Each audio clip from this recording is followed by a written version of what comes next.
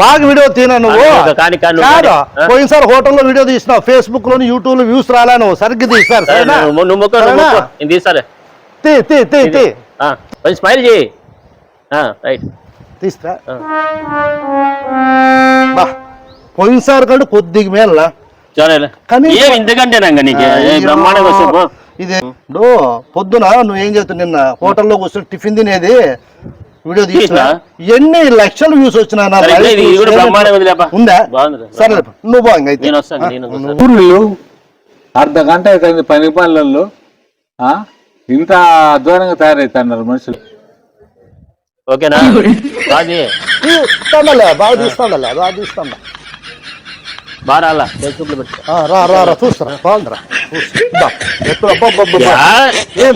Shade వచ్చింది అంతా ఏది షేడ్ ఇంతకంటే ఎవరు బాగా తీస్తారు అసలు నీట్ గా బాగాలేదా చూడనా ఇంకోసారి తీయాలా పో పో పో పో పో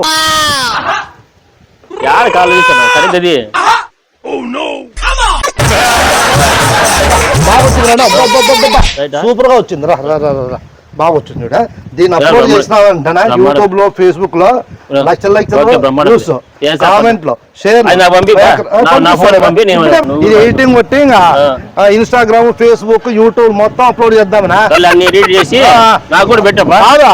లక్షల వ్యూస్ వస్తాయి లక్షల బాగా తీసినా ఇట్లా ముక్కుండి ఉంటాను బా వీడియో మాత్రం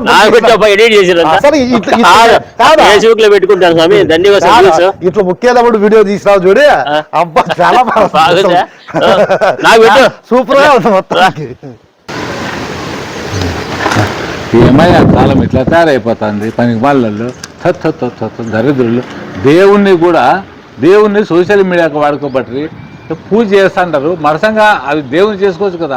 సోషల్ మీడియా కోసము వాట్సాప్ల కోసము ఫేస్బుక్ల కోసము పూజ చేస్తుంటారు. ఇది నిజమైన భక్తి కాదు.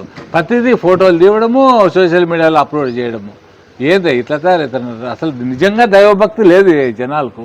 కేవలం సోషల్ మీడియా కోసమే దైవభక్తి అయిపోతుంది.